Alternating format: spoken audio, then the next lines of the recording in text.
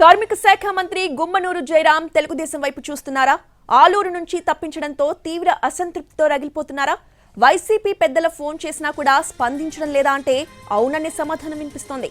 వైసీపీలో టికెట్ రాని నేతలు ఒక్కొక్కరుగా పక్క పార్టీల వైపు చూస్తున్నారు.